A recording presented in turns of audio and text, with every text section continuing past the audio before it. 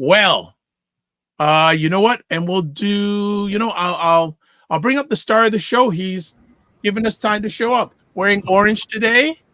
Yes, happy Truth and Reconciliation Day to our brothers that met a gentleman, Christopher Gugu, and he runs an organization in Nova Scotia, the Indigenous Foundation, and they are doing such amazing work that I feel their organization of their community is like 10, 15 years ahead of the Black community. We could learn Yep. a lot Yep. about how to organize and get Yep. ourselves working in one vein. So yes, definitely wanted to support our brothers and sisters. What's going on? Trying to ease into, I guess, people recognizing me because they saw me on TV that I didn't know. So that's always interesting transition. But things are good. How's living with fame? Hey, that's right. They say don't let it change you, right? Don't let it change you. Well, are you gonna be famous or infamous or neither or both? Oh, brother. What do they say? Only time will tell. They never know how the mighty will fall. You just try to keep yourself grounded. The missus, so shout out to Cher and the kids. They do a good job of that. So I always remember to stay humble, 100%. Before we go any further, we're broadcasting live on September 30th. If you're around on October 1st, October 1st at 9 p.m., just tomorrow, this is going to be happening. We are going to, based on the success of our watch party for the debate between Ms. Harris and 45, tomorrow night, the U.S. VP debate party, live watch party is on tomorrow night at 9 p.m. Eastern time. And there's Mr. Waltz with the glasses and Mr. Vance with the beard. So we're going to be hanging out with them at 9 p.m. tomorrow.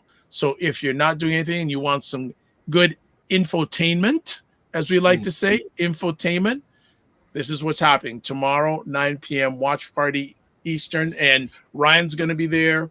Wayne Harris is going to be there. Cesar Nadima Musa is going to be there. We have Aisha K. Staggers, Laura Lala Key, and Dr. Tachi from the U.S. So those are 3 African-American queens from the U.S., 3 African-Canadian kings from Canada. And we also have a new person who wants to join in, a lady, Colleen, who is based in the Waterloo area, who's a member of the City Council of Waterloo, who is a political junkie. So she said she wanted in on that.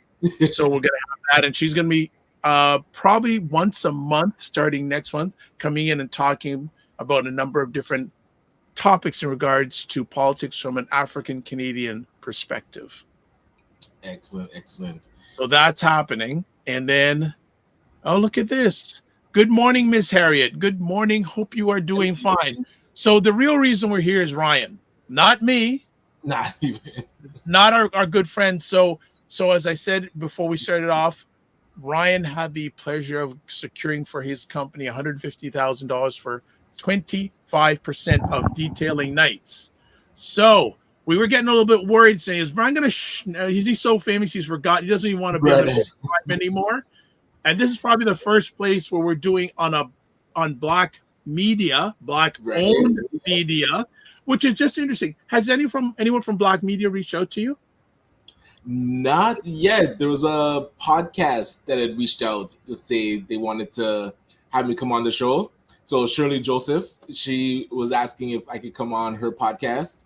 Okay. But yeah, no, I know we've sent it out to let people know that it's happening. So we're waiting for some callbacks. All right. Always start here. Yes. All right. Well, we're going to show the episode right now. So we got it here. So let's make sure we can see it. Can everyone see it?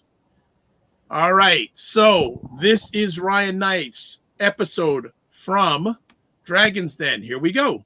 Knocking on doors puts hair on your chest. Oh yeah. When you work with our clients, it makes you the strongest. I know I've done doors. When you go door to door and talk to a client, the best training to be an entrepreneur is knock on people's doors. It is so hard.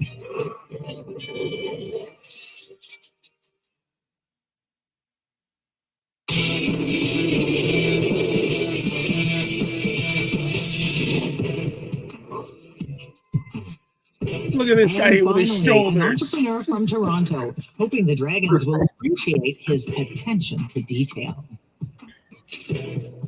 Dragons, my name is Ryan O'Neill Knight, here from Ajax, Ontario, pitching for $150,000 for 18% of my company, Detailing Nights Canada. We provide mobile, waterless car cleaning using plant-based eco-friendly cleaning supplies. But what best to demonstrate than going out and finding the dirtiest car in the parking lot? The dirtiest car in the parking lot. I love it. It's not Weston. That car is never dirty.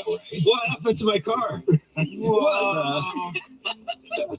Oh, Like the car comes with the deal, I'm in. hey Ryan, if you scratch that bad boy, I'm coming after you, man.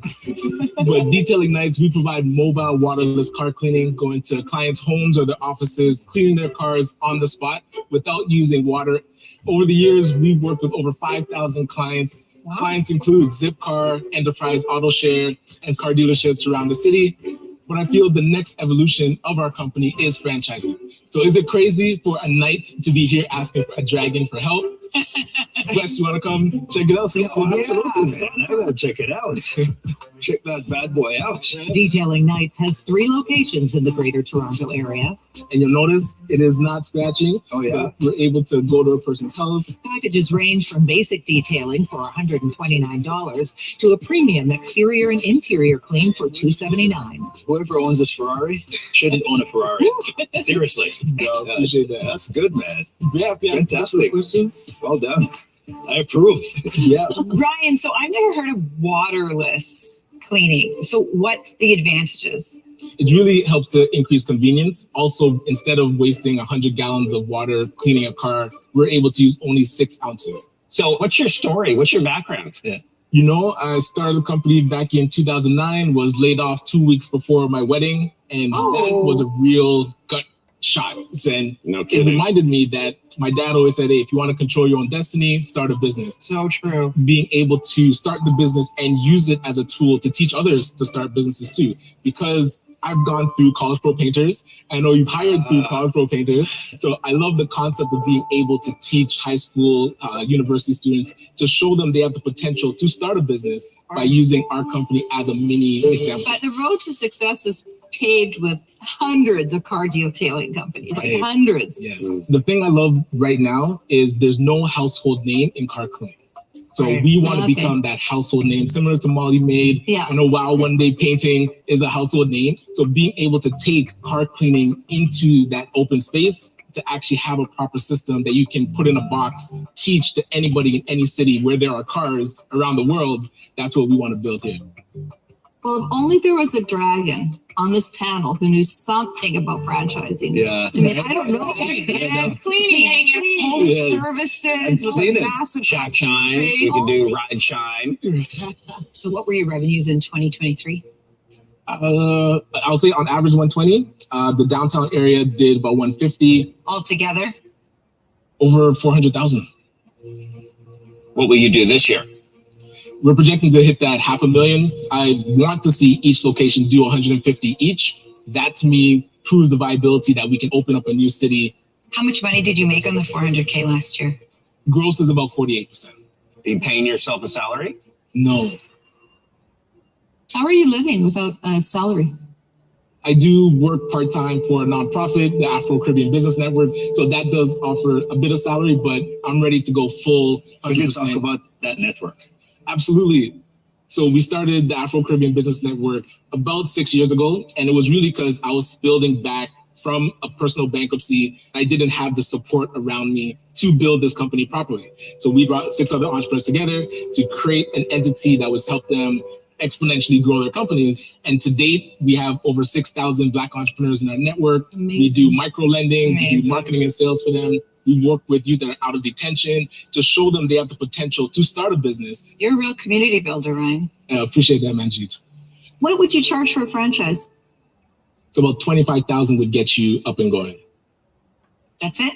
No franchise fee? There's no percentage. Oh, that the you have to royalty. pay- Yeah, the royalty. Right, we do 8% of sales. 8% of sales. Okay. It's pretty standard. That's pretty standard.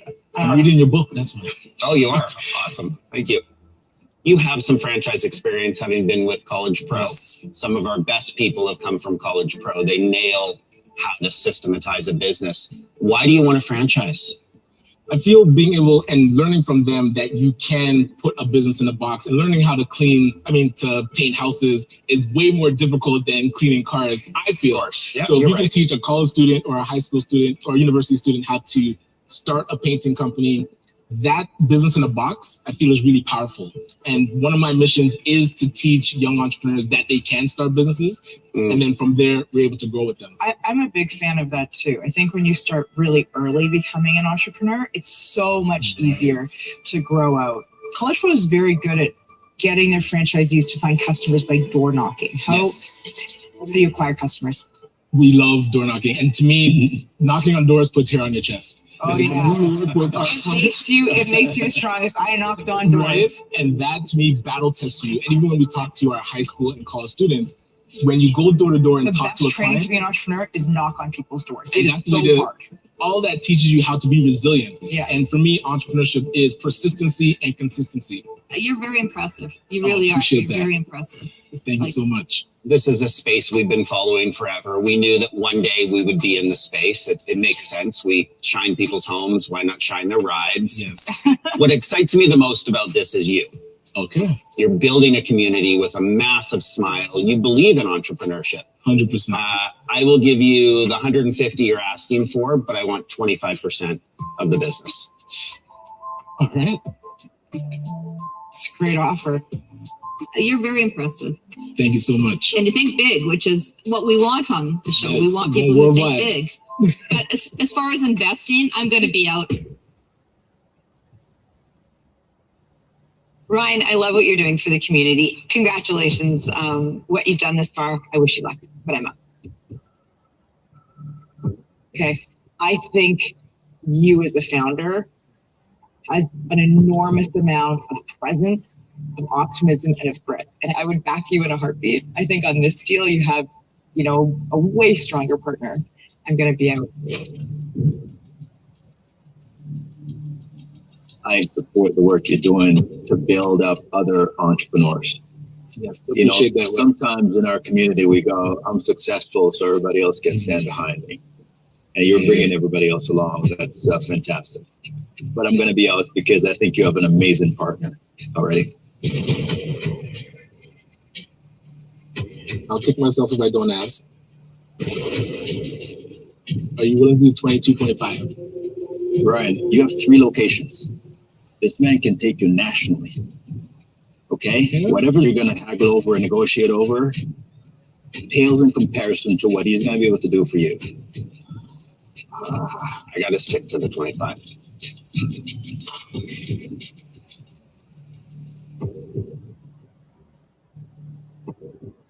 Brian, you got a deal.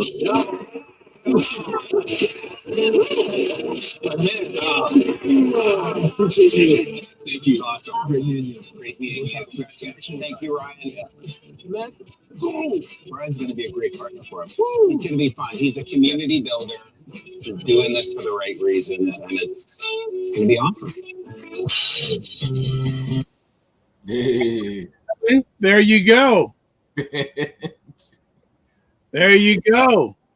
So how do you, I know you watched it probably a number of times since, but how do you feel watching it again? When I initially watched it on the day of the Thursday with the mini watch party with the family and friends, I didn't realize how emotional I was going to get watching me up there. And I know because you're such a big fan, such a big fan of the show, and then it's surreal to be on it. And then, of course, just getting on it isn't, you're not going to get a deal. It's not guaranteed. They can roast you. And then it's like even worse because you feel like you embarrassed yourself. But the feedback that I've been getting, just the ability to pitch and then get the deal, it's still, I don't know if it's sunk in fully. I feel like as we start to work together and, as a potential partner with his brand umbrella company, that to me, I want to get through that. So if we successfully get through due diligence and seal it and we're working together, that I feel is going to be the true win. But this has definitely been great. exposure. So I would say, yeah, man, I don't know how to feel. I can't stop smiling, so I'll just keep it there. Well, I think one of the dragons said you love your smile. I don't know which one of them said smile. On a scale of 0 to 10, how confident were you that you were going to get a deal before you went on? You'll see they were filming me like taking a deep breath, and to me the win was getting on the show. So when I was standing there, I realized I'm here. So there's like, they can't say no now. There's no stopping me from walking out the door. So that to me was the win. And if I was to get a deal, that would have been, I would say like icing on the cake. But I knew that there wasn't any question that they were going to ask that was going to throw me off. Because, man, you watch the show so much, you know what they're going to ask. So if you can answer the questions, the only thing I was worried about is, are the dragons interested in helping businesses franchise? Because usually venture capitalists don't really venture into like franchising. But when I found out he was on the panel, I was like, man, if this guy says no, then it's like he wasn't interested in car cleaning. You know, like it would have to be something very specific. So knowing that he was on increased. It went from, I would say, a 6 to a 9 after hearing that he was going to be on. So you knew who the panelists were going to be ahead of time, correct? Right. And when we first auditioned, he wasn't announced yet. So we went to audition, and then when we got called back to do the filming, the producer was letting me know, like, oh, do you know who the new dragon is? I was like, oh, no. So he's telling me about Brian Scudamore, and that I was like, oh, he's from the 1-800-GOT-JUNK. So then I was like, yes, because before my target was Jim Trevelyan, who used to do the Boston Pizza franchising. Yes, interested in franchising, right?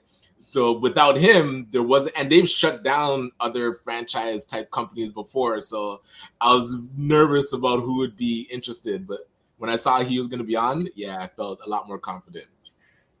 Was he the person you wanted to do a deal with? I was definitely targeting Wes a little bit. I feel like that would have made a great story to see. Yeah, just to get into his orbit of the businesses that he's invested in. But yeah, I didn't think he would be interested in the type of company I'm doing, because I haven't seen him like invest in anything similar. Right. So I wasn't expecting it, but that would have been. I was actually hoping they would both come in. Yes, it looked like you were a little bit. It sounded like you were a little bit disappointed when Wes said no. Yeah, I thought he was gonna ask Brian to come in on the deal. That would have been like over the moon type situation. And I haven't now, and I've watched it a few times. But did you ever get audio wise what Ms. Dickinson and Brian were saying? Did you hear what they were trying? I do know there's a part that they cut out that Arlene. Yeah, there was a part that they cut out when Arlene, after they were talking, and after she says that she's out, she says, I won't invest, but I'd be interested in taking over one of the territories as a franchise, a master franchise. She said, oh, I want to handle Vancouver.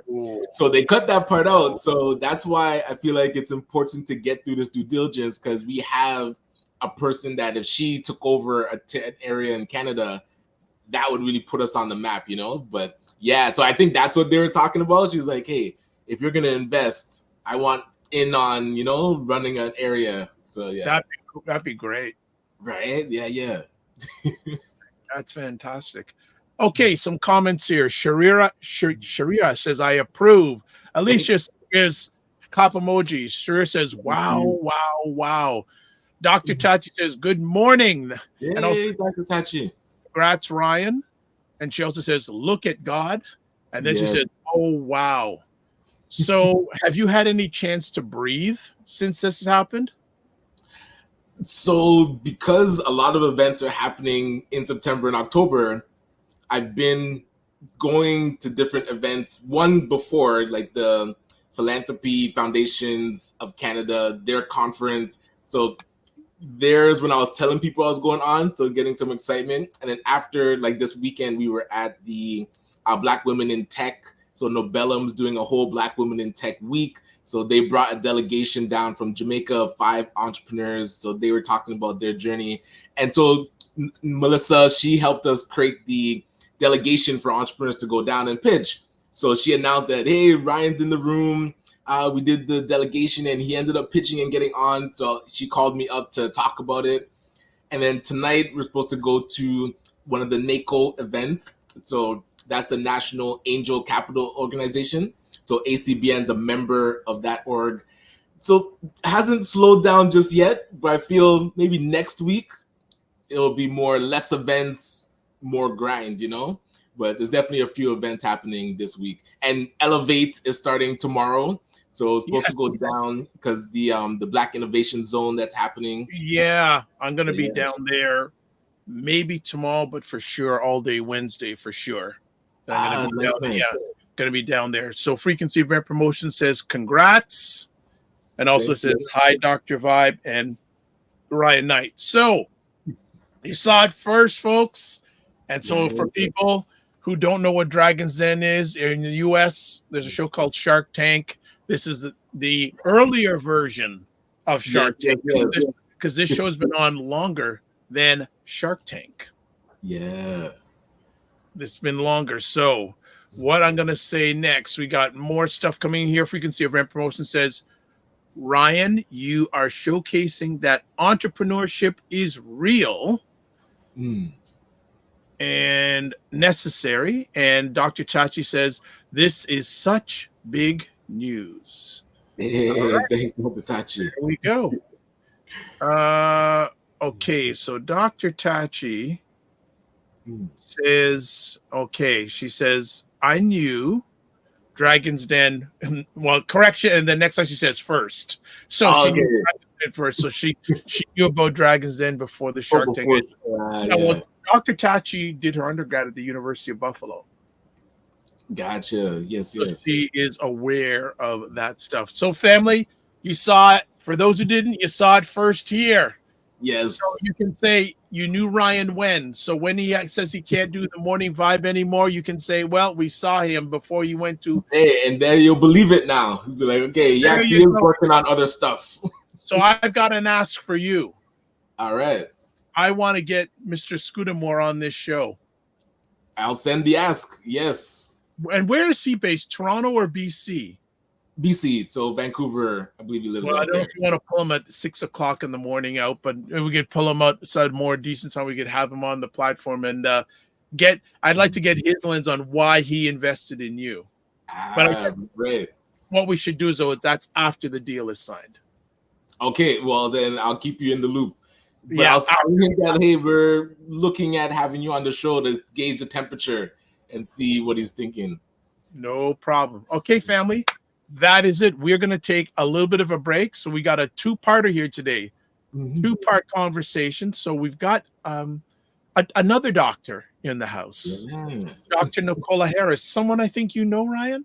Yes. You know how? Well, we'll find out how you know her in just a moment. We'll be back in 30 seconds. And what we're going to be chatting about today is the situation for older Black adults with the lack of culturally responsive care options for them. So elderly care in the Black environment. So we'll be back in 30 seconds and we'll see if Ryan is still with us or he's called to another appointment, because you never know with Ryan. I'm just jumping everywhere. So we're back in 30 seconds. Primetime Saturday with Aisha and Lala. Join Aisha K. Staggers and Laura Lala Key as they cut through the chaos and make some sense of the nonsense in American news and politics. But you still got to give him the respect that he has been doing this a long time. Sharp insights, bold opinions, and a touch of humor. It's the show that keeps you informed and entertained. Nobody's talking about that. Aisha, that's pretty powerful. Don't miss Primetime Saturday with Aisha and Lala. Tune in and stay ahead of the headlines. All right, Primetime Saturday on Saturday nights. One other thing, Ryan, are you now going to be coaching people on how to get on Dragon's Den? Oh, well, we're definitely going to be doing the delegation down again. So we're actually going to send out a form for people to sign up on the wait list so that we know we want to flood it the next time. We want as many Black entrepreneurs going down to CBC studios and auditioning.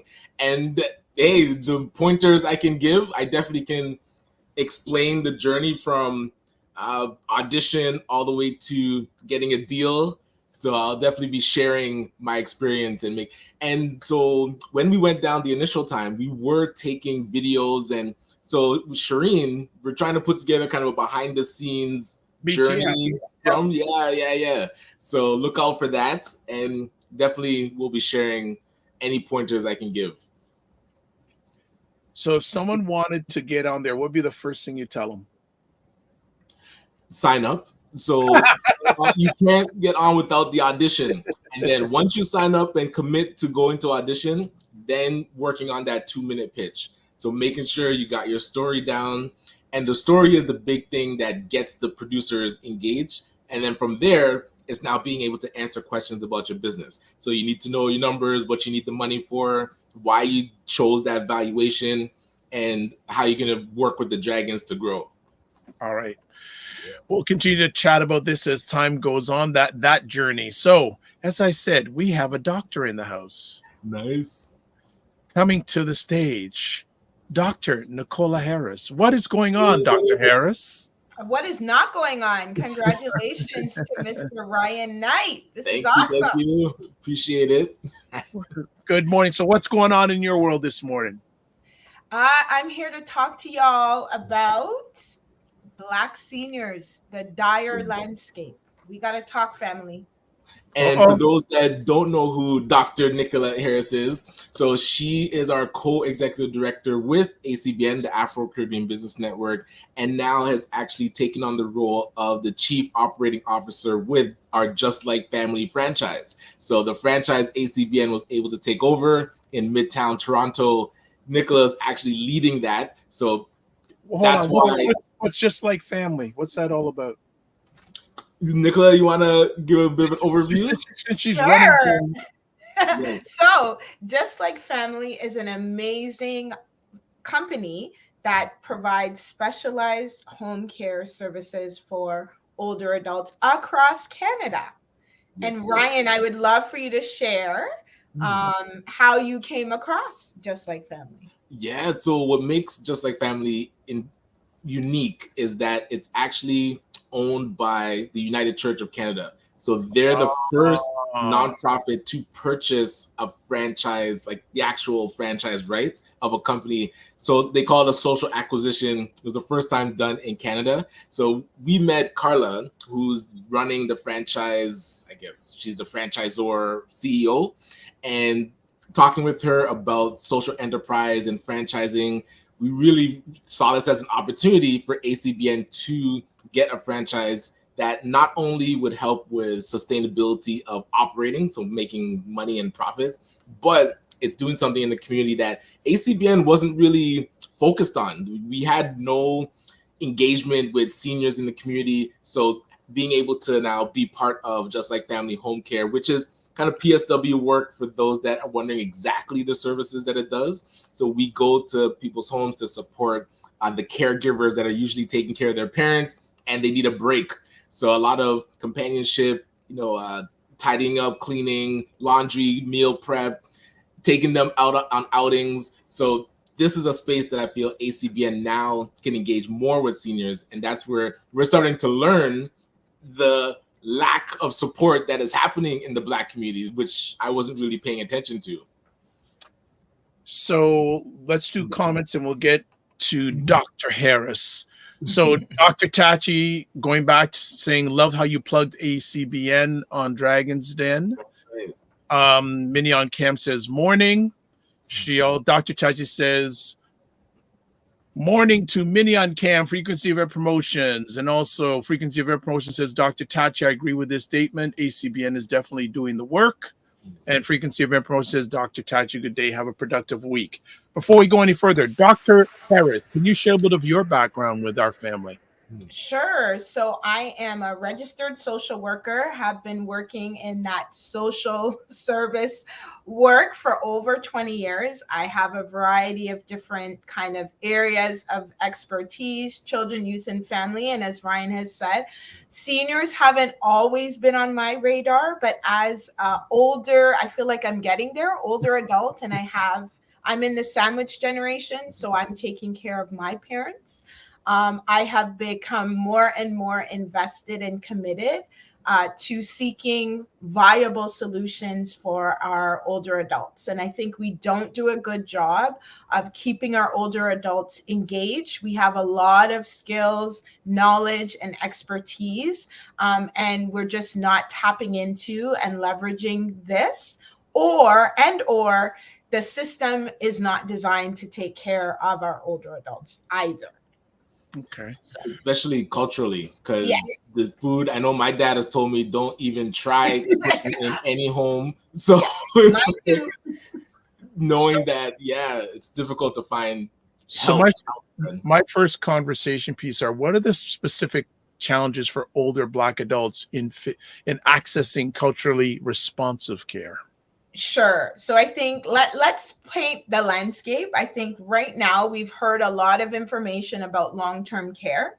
Currently, there are 76,000 long-term care spaces, and we're at full capacity. Ontario in itself needs over 30,000 more spots just to meet the need right now. However, we need an additional 48,000 long-term care spaces if we are going to even tackle what's happening. We also know that there is a growing demand for alternative models of care because long-term care is not where it's at. And we are not seeing in great demand culturally responsive services. So even we know what's happening in long-term care. We know many of the workers that are working in the space, the caregivers are racialized and Black individuals, but we're not seeing the ownership of home care services by Black individuals. So what is that about? There's a number of structural issues that we can talk about, but we need to come together as a community and really think about what we're doing for the community, and is what we're doing right now sustainable? Well, because it's interesting that it's coming up on us like a wave, but we have not really been like forward looking or forward thinking about the boomers are becoming seniors. So they're saying that, at least I saw that there's going to be more seniors than mid-aged people. So that's the 30,000 just to get to treading water, and 48,000 to actually keep up. That is wild statistics. We have 2.9 million. We're going to have 2.9 million racialized seniors by 2041. 2.9 million. I think that one of the things that we don't realize, or a number of us don't realize, is baby boomers are not just non-melanated people. Baby boomer impact has been a whole many cultures.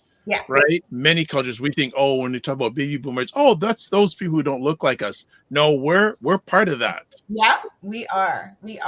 And the other thing that I want to bring to the forefront is that specifically with Black seniors, as I'm sure you've talked about many times on your show, there are certain health risks. And one of the things, diabetes and high blood pressure, I want all folks to know that these are risk factors for dementia. So we have a very high proportion of Black individuals that either have diabetes, my mother, and blood pressure, my mother, and my dad has blood pressure. So if that is the case, if we know we're seeing this a little bit earlier, what we have to look forward to is potential a higher risk for dementia. And we know that, dementia, caring for somebody that has dementia can be very, very taxing, both to the immediate caregivers and also to the long-term system. So these are some of the things that we need to think about. Another research study was done recently in the United States with Black older adults.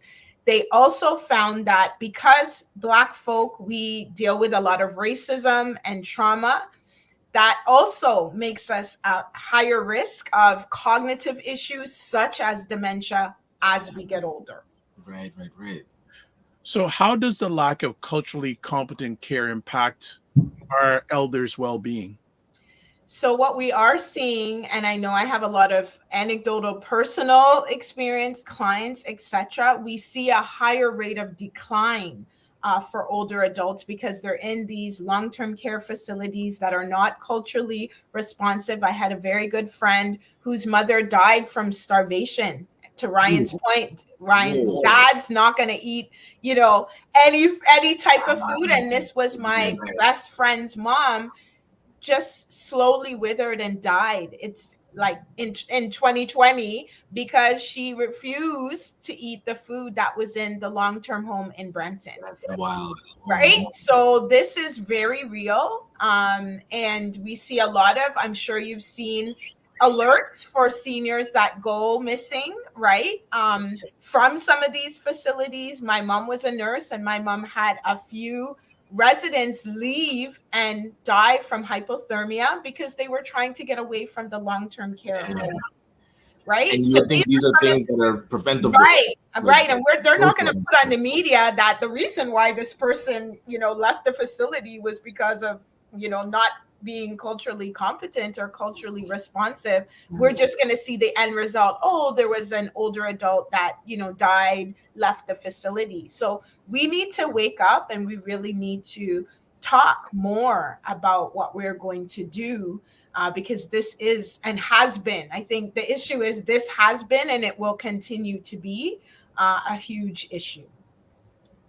Yeah, and you like the conversation with the family member to explain what happened to their parent, you would think would be so difficult that they would do everything in their power to make sure that they're taking care of a person's parent to a high quality. Yet it's the opposite that we've been 100%. And we know, Ryan, I think it's all about, we talk about representation. And so culturally responsive might not be on somebody else's radar. They might not see that as really important, or it might just be a check mark. It's on my radar, but it's a secondary thought. So this is why representation in this space in terms of leadership, not just the workers, because the workers don't control what type of food, what type of activities and what type of care. They're just following directions from, owners that are, for the most part, white. And we've seen, I noticed when I go into a long-term care home, and it's similar to a hospital. And then, so everything is like, I want to say packaged, but it's like industrial. It's like they just treat it like, oh, we need as much food at the smallest amount of price to keep profitable. So they're not really thinking of customization. They're just thinking of, oh, how can we get the food at the best price? Right. And it's like a conveyor belt. I had a student talk in one of my classes last week. They are PSW, and they are the ones that get the brunt, right? So the family's yelling at them, and the student was saying, I want to spend time with each of my, clients, but I can't because I have to do this conveyor type of care. And it's not because I don't want to, and it's not because I don't realize that these individuals need attention. It's that my job is not set up for that. My job is minimal touch points with these, different clients, and I need to move it along, right? And I'm not sure if you know the ratio, because I don't remember exactly, but those might know my wife Cher as a nurse, and she would say she wouldn't want to work at a long-term facility because it's like 50 to 1. Yes. Like one nurse to 50 patients. Man, what one person could give any amount of time properly to somebody. 100%. And the precarity, we also know that these are racialized individuals that are in kind of these lower paying, work, and they're doing multiple jobs because nobody wants to give somebody full time and have to give benefits and other incentives. So they're working at 4 different places, just trying to hustle to make money. And it's stressful, right? And we saw that with COVID, the amplification of what was already a broken system. And we still haven't woken up to address I was listening to the radio this morning, and they're talking about the nurses continually, the drain of nurses out of the profession. Ryan, I know you can speak more about your wife's experience, but this is real. And if we continue to have people not wanting to work in this system, we can't even talk about culturally responsive services. Right? Yeah, like who's left? Exactly. Yeah. What impact did COVID have on this situation? Great question. So I think there was amplification, right, of what happened. But what I have seen in terms of the ownership, so if we talk about ownership, I think private ownership has increased as a result of COVID, right? And people getting into the game, right, for profit, right? And as Ryan was just alluding to, this kind of, leverage kind of care where it's, more of a conveyor belt. And so that is my fear. And I'm not trying to put my parents will not go in a long-term care facility. My mom was a nurse, so there is no way. Right. But I think we also have seen, to your point, Dr. Vibes, now we're seeing more of a proliferation for what are those alternatives. So home care as one that we're talking about today as an alternative, but I think we had a private conversation, Dr. Vibes and I were talking about the value of home care if you can afford it, right? So home care is great. We can provide one-to-one culturally responsive services, but it's not free and it's not accessible, therefore, for everyone.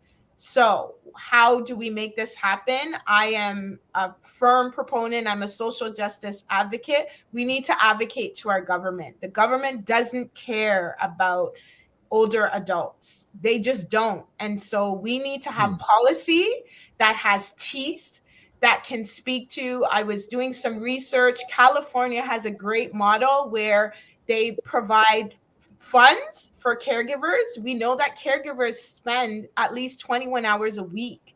And that's me of unpaid work. Right. So that's the child of the parent. Exactly. So California has a great model where they're paying for that, and they have seen a decrease in the amount of older adults in their long-term care. So if we want to address this 76,000, issue with spaces not available, that's a quick fix, right? Give money for home care, give money to caregivers to allow that burden. I'm sandwiched, so I have younger kids and then I have older adults. And sometimes it doesn't stretch. With some comments here, just catching up. Minnie on Cam says, people in poverty is the biggest profit maker opportunity. Yeah. Hayden Morrison says, we need to understand that it is an economic system, not a healthcare system. Yes. Mignon Cam says, it is both. Liquid Green Health says, hi, Ryan. Congratulations on your Dragons accomplishment. And Mignon Cam says, older adults and people with disabilities, the government does not care. That's what she has to say.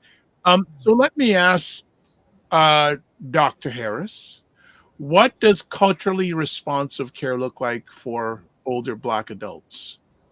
So I think, we come together with food. So I think let's start with food, right? I think food is a big part of our identity and a part of our culture. So that would mean, having that at its center. The other piece, I think that in culturally responsive care, specifically for Black folk, is about this notion of community and family, right? And the interconnectedness of our community, and how can we plug our older adults into different aspects of our community so that they're not, at home, not connecting with each other, not doing the things that are indicative of our community. So those are the two big things for me in terms of culturally responsive. I don't know, Ryan, if you want to add.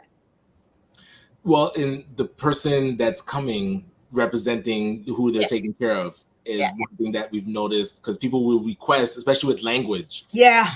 Language being similar so that it doesn't cause that frustration of miscommunication. 100. So when that's not available, like you said, with a person aging, but then stressed. So now they're stressed and they have more cognitive decline, whereas it would seem a simple fix to just have somebody come in that eases the person instead of causes more friction. Yeah. 100%. And I think we think about, I know, my heritage is Jamaican, and a lot of people would say, well, there's not a language issue. Well, when my mom's speaking Patois, although she's speaking English, there can be, differences in the way that you might say things that, again, we know that when people are experiencing cognitive decline, they revert back to the first language and way that they were speaking as a child. So that becomes more and more important. Maybe they were navigating the world and, more Canadianized, but once you get older, you're going to revert back to some of those comfort when you were, younger. And so that does become an issue. Patois is not a specific language, but it is a dialect. It's a way of speaking. And I know when I have representation, I also do counseling, and I've had many, many clients tell me that you just understand, right? Just by looking at my face, there's certain things that I don't need to say and they don't need to say to me because I understand, right? And it's the not having to repeat yourself over and over again, even though it seems like it's something simple that you're saying. 100%. Okay, some more comments. Minnie on Cam says Liquid Green Health Show, and they will think to get the government grants to fund those programs, so the government is always involved. Hayden Morrison says, unfortunately, we don't know the future circumstances may force us to put our parents in the system that we don't care for. And then Liquid Green Health says, forget about government assistance. We need to build our own like other communities. Would love both of you to speak about that. Yeah, so I think that's what we're talking about, right? So Ryan, share 100%. Your vision for Just Like Family. Well, one, to make sure that we own more of the territories across Canada. So that way, in areas where it's predominantly a Black community, there would be a Black owner of that franchise. But beyond that, it's really amplifying the conversation. Like, because I don't feel this was on, I would say, our radar, you mentioned it, Nicola, we weren't really facilitating conversations about it with people and a lot of times the entrepreneurs that we're working with are in that sandwich generation. So they're taking care of their parents, but we would never even ask. So now they're stressed out at home and that's affecting their business. So we would be pressing like, oh, why aren't you doing this? Why aren't you doing that for your business? But if we asked holistically, like what is actually going on in your life? And then we actually have a solution for a person dealing with having to take care of their parents and they need a break and it's just too much. Because that's where Hayton is saying, if your parents get to a point where you actually can't take care of them, sorry, dad, man, like if the dementia is just too much, it's like, and I can't be there and we can't have somebody go there, we're going to have to look at something that we don't actually want. So we don't want to get there. So we want to have these more fulfilling conversations and then offer the solution. I feel like that's the piece that I feel ACBN does well. It's when we see a gap, we're able to say, okay, what's the best way that we can help facilitate this gap? What partners do we have to talk to? And now more people are calling us saying, we're working in that space. We had Peace from Case on the show before. So being able to partner with a person like her, other people that have been thinking, hey, how do we create a facility, a retreat center, an actual long-term care home?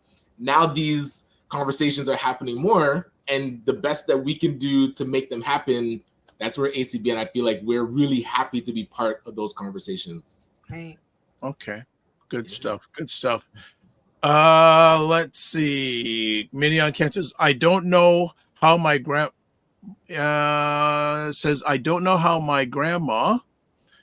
is going to do it. Her brother has just as she is aging and grandpa is showing signs of decline. It's just my dad for her. Yeah, that's not an easy situation. Yeah. I want to ask also, how can care providers be trained to better understand and meet cultural needs?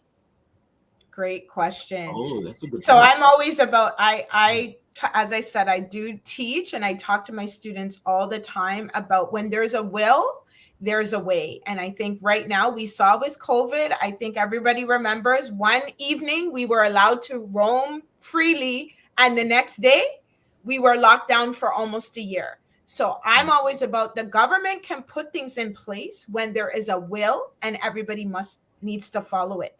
So my thing about policy, I do a lot of policy work. There isn't a will. If there was a will to make stringent policies around the other thing, PSWs are not regulated.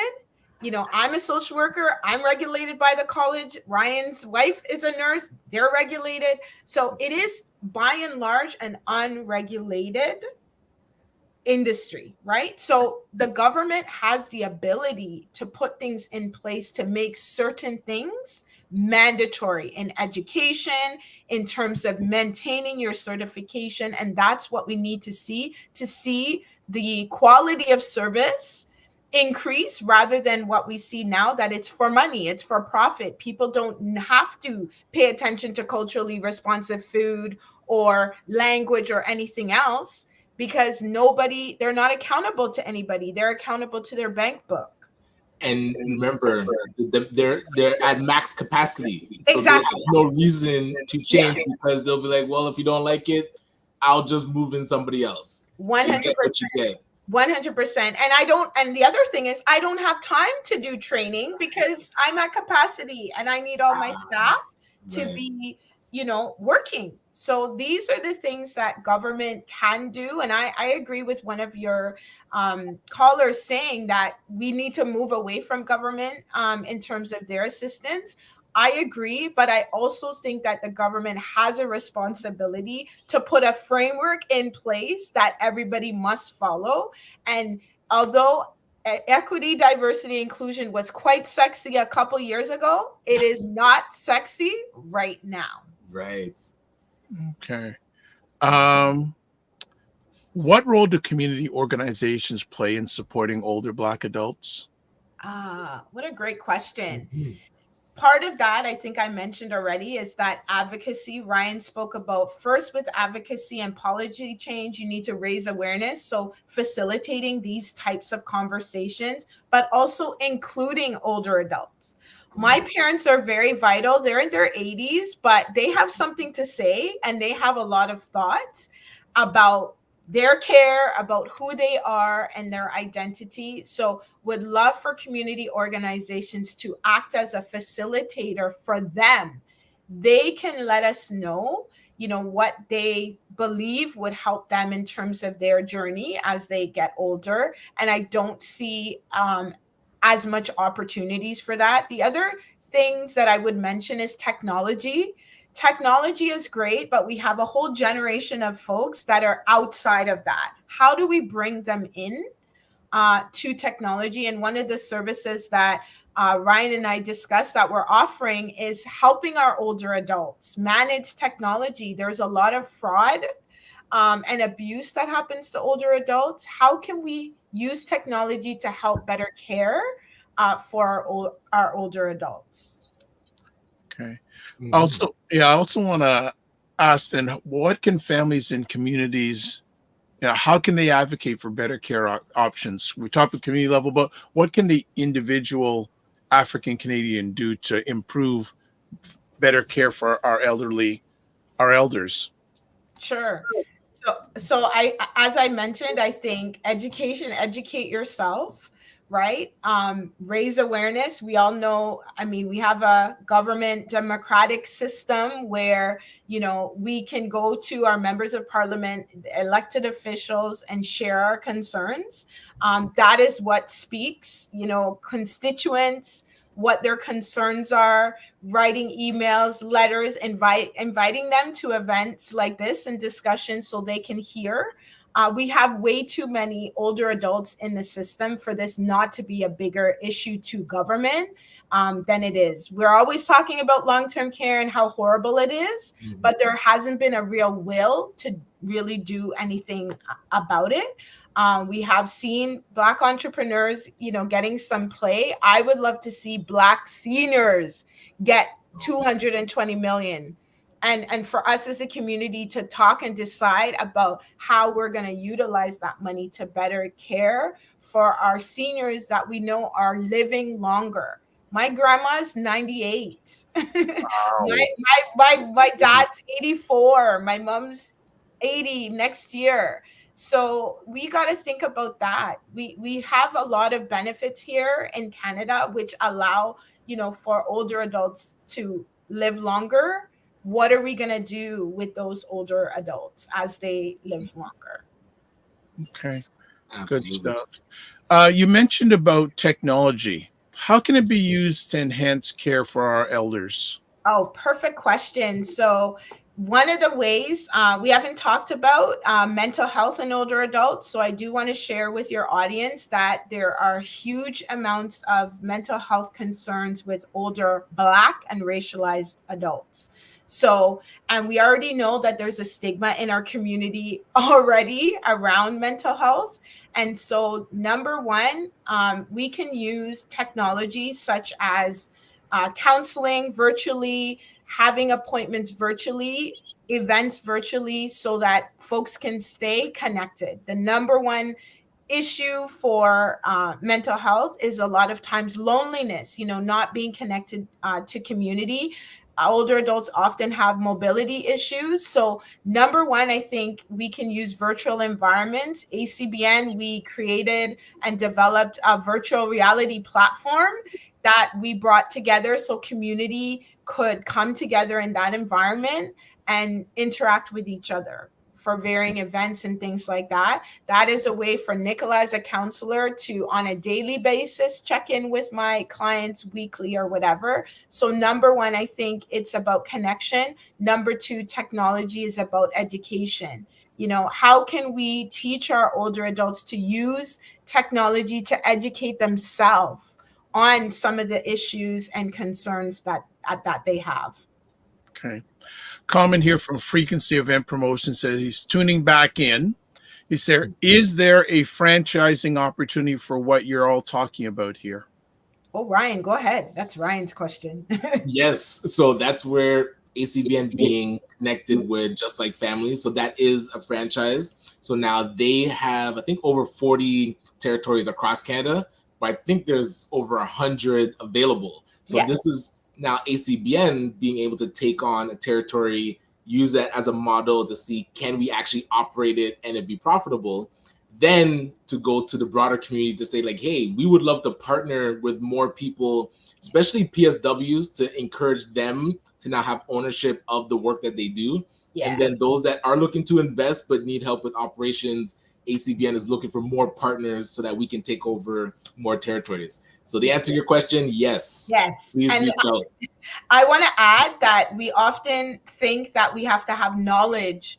And as Ryan has shared, it wasn't on anybody's radar. So I just want to share that. I think sometimes we think, I don't know anything about older adults. I don't know anything about PSW. I don't know anything about nursing. This isn't for me. This is about ownership of our community resources. So Yes. look at it like that. And if you're committed or invested in our community, owning a franchise will help because it helps with ownership. So Just Like Family has a very comprehensive training modules. They're very supportive. Yes. So don't shy away because you might feel like, I don't know anything about that. You can learn, right? We can learn every day. And I am a social worker, but older adults, again, weren't really on my radar and have never really worked with older adults. It's working with people, right? Mm-hmm. Let's just say we're working with Black people, our community. And that's what drives me. And that's why I'm super excited about this opportunity and hopefully plugging more people in, because this is a crisis. And we do a lot of work with the young folks, and I'm not saying we shouldn't, but we should equally do as much work with older adults, because if it was not for them, we wouldn't be sitting here and having this conversation. And it's the bookends, right? Like, yes, do work with the younger, but also do work with the older so that it creates a more holistic approach. 100%. Yeah, there is a retirement crisis going on right now, and people don't realize it, and it's coming fast. 100%. the cost, right? The cost of living. And just for folks to know, like it costs between $2,000 to $6,000 a month for some of these long-term care facilities. I know I don't have that money to pay for my older adults. And if you have two, I have two older adults that are in their 80s, that would be times 2. So we need to think about this kind of stuff now. What is going to be a good option for you? I think home care provides a flexible option, but we also need some support in terms of funds for me being able to do the care that I want to do, but maybe I can't because I have so many other priorities. So we do need government to intervene and provide some kind of recourse. And, you know, if people need respite, some sort of funds. But we also need to think about, you know, when, you know, I'm almost 50 and I still have to pay my mortgage and pay for my, you know, my younger child's education and everything else. Plus, you know, $12,000 for long-term care, not even in my universe. I couldn't do that. So frequency of approach goes, and do we know the price point it is to? Yes. So I think minimum is about 50,000. I think max is about 100,000.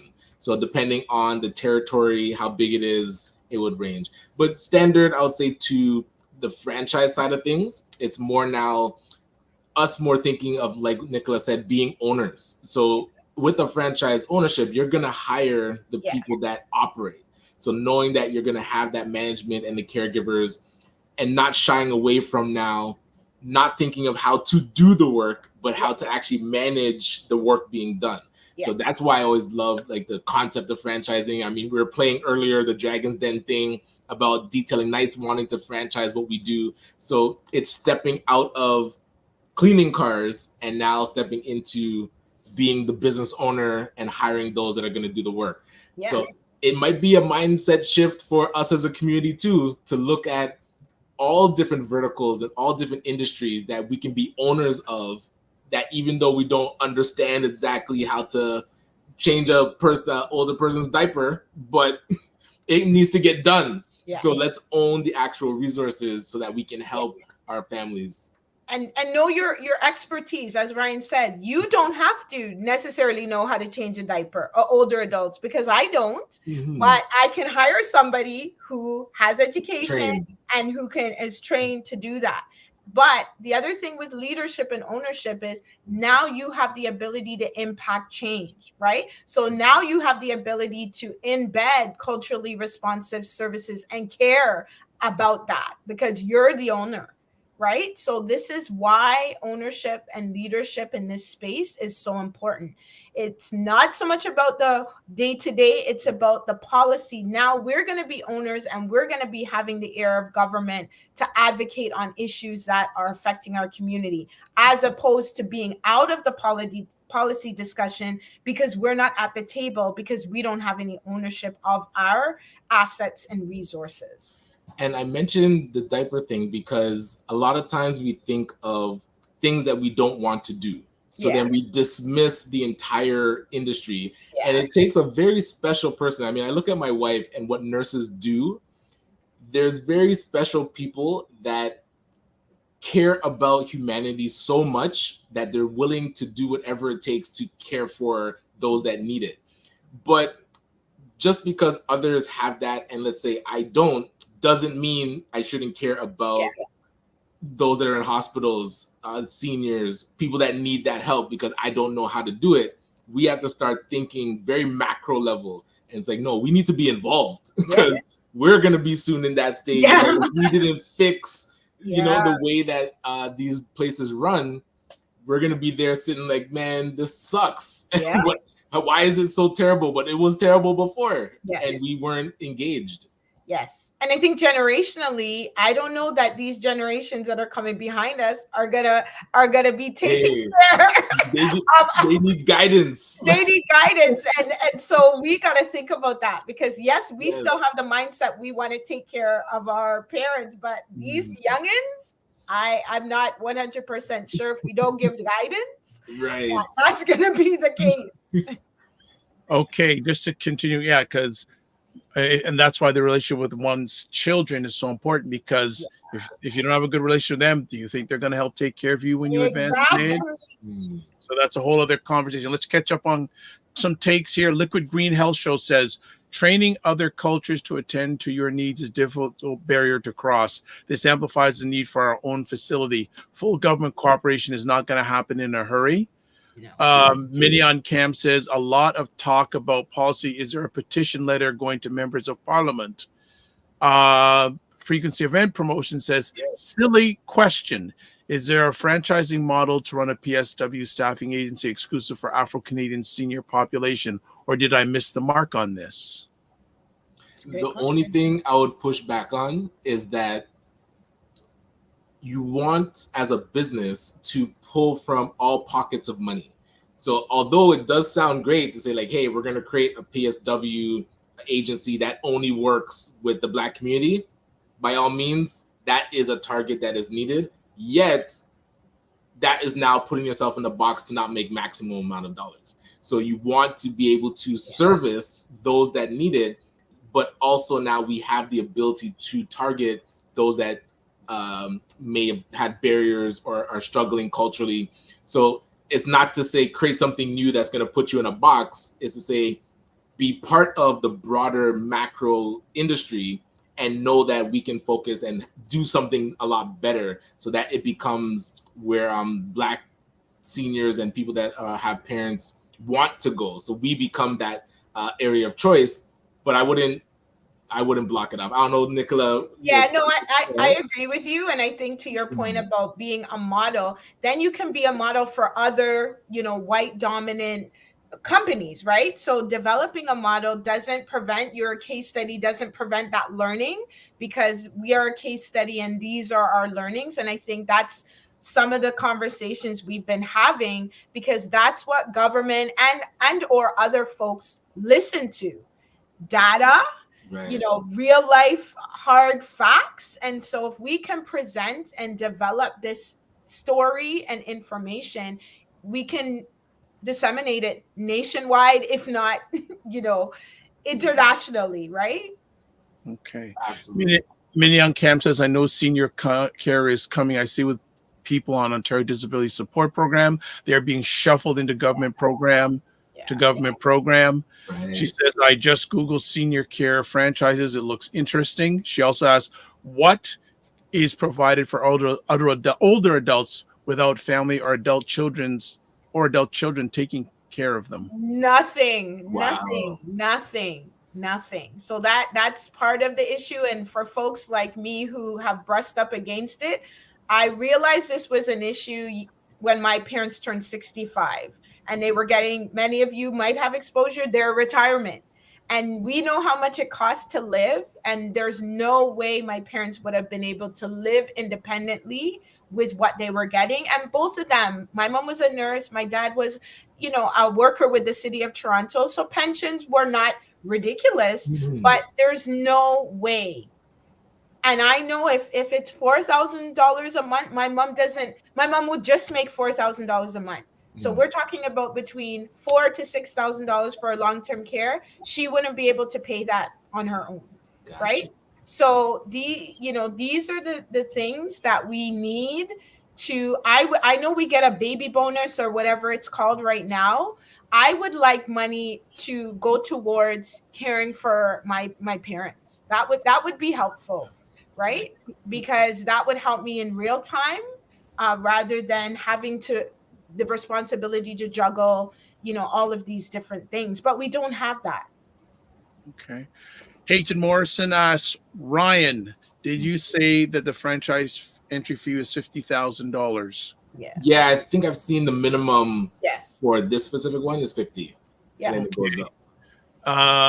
And Minion Cam says to Hayden, yes, a quick Google search will show you different franchises available.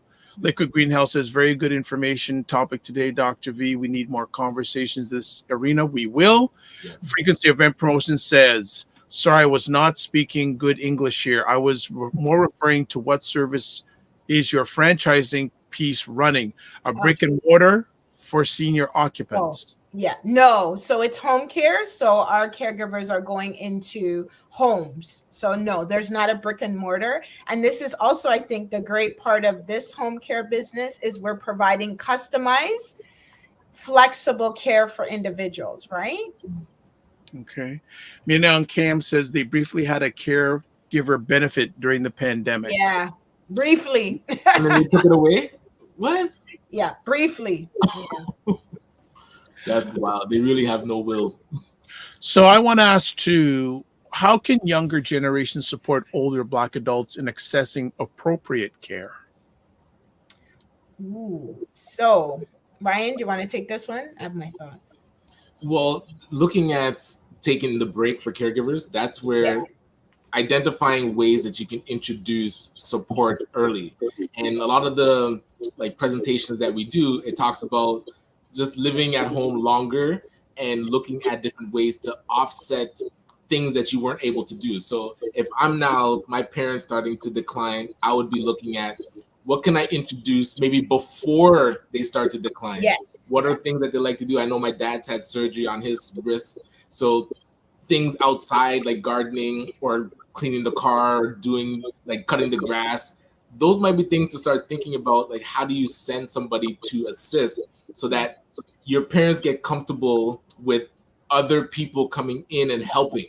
That is one thing that I know the pride of Jamaicans tend to shy away from. Oh, I don't need help. I don't need anybody to come here. So the earlier that we can introduce that help is there, and it's not to say that you're feeble, it's to say, let's help you keep doing what you love to do, so that we're all going to get older. The decline is going to happen. It's inevitable.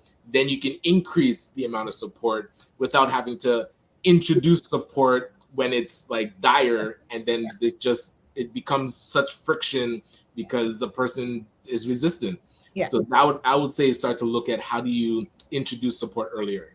And to just a couple with that, I would also think about finances. And so having those conversations, especially when you have siblings. I'm an only child, so I don't necessarily have to worry too much about that. But for folks who have siblings, think early about who's doing what, looking at your parents' finances to see, will it be manageable? Well, folks need to add in and talk about it before, as Ryan says, because when it's a crisis, emotions are high. We all know, research tells us it is not good to make decisions when emotions are high, especially real life transitional decisions. So have a plan in place before it gets to the point. And as Ryan, I would agree with Ryan, introducing and positioning it, because we also know the number one concern for older adults is lack of interaction, community. And so, even positioning a home care, somebody coming for 4 hours just to talk, yes, maybe they're going to help tidy up, but don't tell the caregiver that. Just say, this person's going to come just to check in on you, see how you're doing, etc. But in the meantime, maybe there's other things that they can do. So I think finances, we don't talk enough about that. And people are very, I don't want people to know about how much money I'm making and blah, blah, blah. But we have to have conversations, because that's what it boils down to, money. And if we don't have conversations about money, it can cause more rifts and conflicts, as Ryan has stated. And when we talk about rifts with siblings, when one or two siblings are doing more work than the other siblings, that causes a lot of stress. And then the parent puts the one not doing work as the power of attorney. And man, we've seen and we have heard so many stories about care causing family dysfunction. So you want to have these discussions. And again, as I'm talking it, I realize I need to have this conversation with my siblings, because there's 4 of us. And we haven't really talked about what's going to happen. And because we're lucky in a sense, usually our parents are younger. I mean, my mom had me when she was 15. So she's still just 55 and relatively young, that you don't think you have to have this conversation. But 10, 20 years from now, it's going to happen. And we didn't talk about it. So, but I'd argue, Ryan. So I think we think that. So there's a false sense of 55. I'm not far off from there, but I remember my mortgage broker said something to me. It was very impactful. You don't know, like I've seen this, and you know, I have many experience of this. Somebody just has a stroke. And so they were very vital today, but tomorrow they're not. Right. So, I mean, we know there's lots of people that have heart attacks, strokes at 40. Right. And so I think we have this false sense of, and I was like that with my parents. They were really vital and very energetic until they're not. Right. And so you look and you're like, oh, they're fine. And then tomorrow something happens and they're not. So I think by like 45-ish, you should be having those kinds of conversations, because there is a broad range, and we know that Black folk, we're under more stress, we have more physical issues. It can happen to us very early and very quickly. So yeah, don't sleep on having those types of discussion. And wills, I know this is another one. Wills and power of attorney. I recently did it with my dad kicking and screaming, but like I said, I'm not going to get done. Yeah, we need to get this done. So okay. You guys are just blowing up the comments section. So let me catch up here. Minion Cam says, so it's a mobile. Is it a mobile home care service? All right. She also Frequency Event Promotion says, okay, customized home care service, great viable business and safeguard for the elderly. He also says, Dr. Vi, Brian, and Dr. Nicola, keep up the great work. Minion Cam says it was called Canada Recovery Caregiving Benefit. The last date shows July 2022. Wow. Yeah. Wild that they would bring it in and then take it out. Yeah, and then she says, we can barely get the older generation to plan a will. Yes. Ryan, it says, Frequency says, Ryan will say it first. On my reading, quote, and Entre, unquote, are now the only books on franchising. Have a good day, y'all. Dr. Vibe, you made my day. I will connect offline. Good day, sir. Okay. Minion Cam says, will and estate planning, high superstition in that subject. Frequency Event Promotion says, I acknowledge what you are saying here. Trust me. Okay. Frequency on Cam says, Minion Cam says, Frequency Event Promotions. I watched my family fight over with my mother's mom, and it was awful to see. And she ends off saying, multiple MS hit me in my 20s. My entire future planning has changed, and I can't depend on the government, and none of us should. Yeah, no. None of us should. None of us should. Any last comments? You guys were rocking the house today. No, I just think so grateful to have the opportunity to share space with the two of you. Keep up the great work. And yes, we need to have more of these discussions. Dr. Harris, where, if anywhere, can people get a hold of you, Dr. Harris? Because you seem to be incognito. So tell us. I need to get on Ryan's LinkedIn game. Ryan's been sharing with me. So you can find me through ACBN. Email me at ACBN, or just like family, Midtown East. You can hold on. Okay. What's your ACBN email address? So Nicola.Harris at acbncanada.com. Canada.com.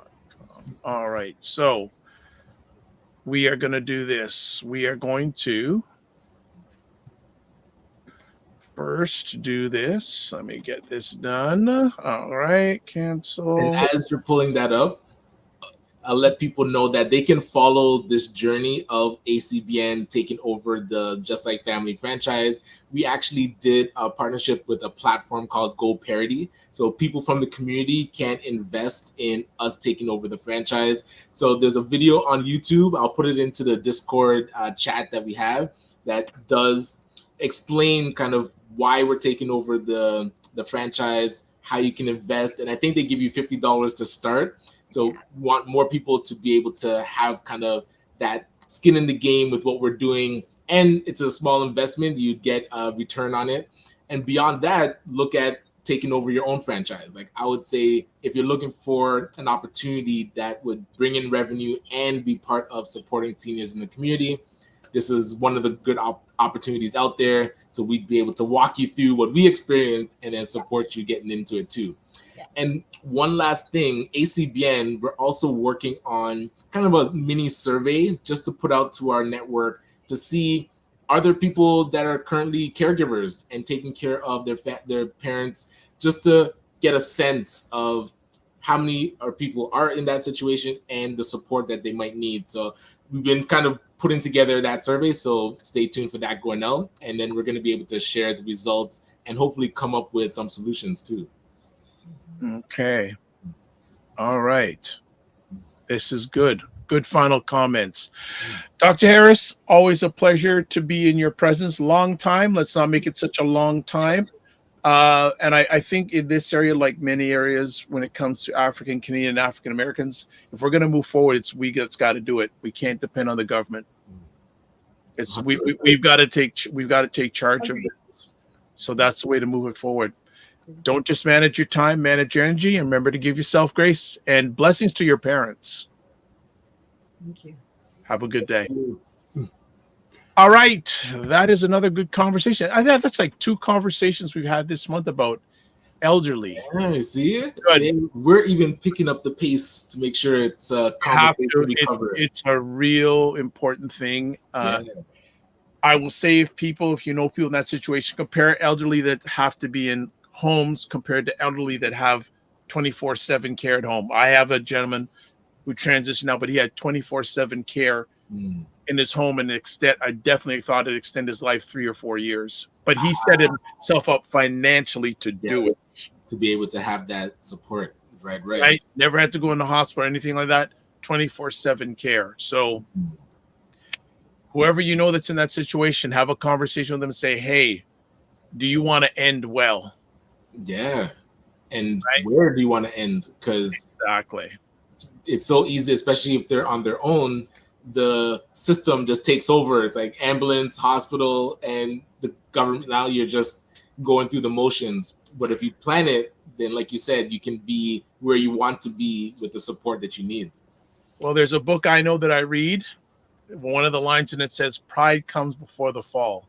Okay. Yes. I'll just leave it at that. Yes. All right. Oh, so a few other things. Let's just close up shop today. Subscribe to the Dr. Vibe channel on YouTube and hit the notification button. Share it out.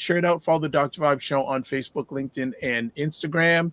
Advertise your business, product, or service on any of the platforms I'm involved in. Email me dr.vibe at the drvibeshow.com. Join the Discord group, and one of the reasons why this conversation is going to be posted there, and I think a lot of richness out of this. So email me if you want to do that. And again, if you are watching this before 9 p.m. Eastern time on October 1st, we are hosting the U.S. VP Debate Party Watch tomorrow night. Oh, yeah. Quite successful. I'm sure this one will be too. So we've got very intelligent people coming on. And always, you can watch the replays of this epic conversation on the Dr. Vibe Show on Facebook, YouTube, and LinkedIn, Afro-Caribbean Business Network on Facebook, and Ryan O'Neill Knight on YouTube. What do you have planned for the rest of this week, man? Well, I'm looking forward to the debate. I'm curious, what could Vance say to top his boss? What could he say that will top, they're eating the dogs, they're eating the cats? He has such a tall order to stay relevant.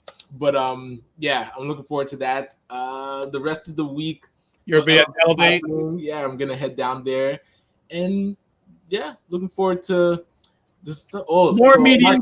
If you're going to Dr. Umar happening, he's gonna be at First Fridays downtown at the Real Jerk, and in Durham, I forget Sunday.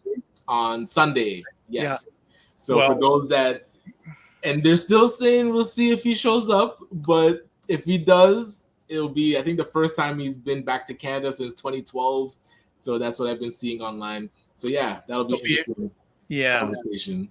Oh, so an FYI to everyone, we will not be doing a live show on Friday. We'll be running a repeat on Friday. I am actually going to be sharing at a conference out of town on Friday and Saturday. So we'll be doing a repeat on Friday. So I won't be able to catch Dr. Umar if I feel like doing that on Friday and Sunday. We'll see. I there's been some interesting conversations I've been involved with on the back channel about him and others like him. That was probably, well, I'll say on Monday of next week, I'll share some of the comments. I won't say who made them. And I'd love to get your feedback on that. So everyone, I hope you have a fantastic week. Share it out as always. And I haven't been saying this lately. Live your life as a dream. If you can dream it, you can make it. Sometimes you have to get small to get stronger. Block assumptions and aim bigger, aim better, aim higher, aim wider. Love, faith, and respect. And don't just manage your time, manage your energy. And remember to give yourselves grace. Minnie on Cam has 2 more comments. We need to know what private 24/7 care cost is. Not 4/7, 20, and plan out to have it. Yes, she did say 24/7 care. All right. So we've done, family. Have a great week. And if you want to get Ryan's thing, if you want to watch it again, go to the Discord group and you can watch it. Excellent. That's a reason to be there. All right. All the best, everyone. Take care. Be well and keep the faith.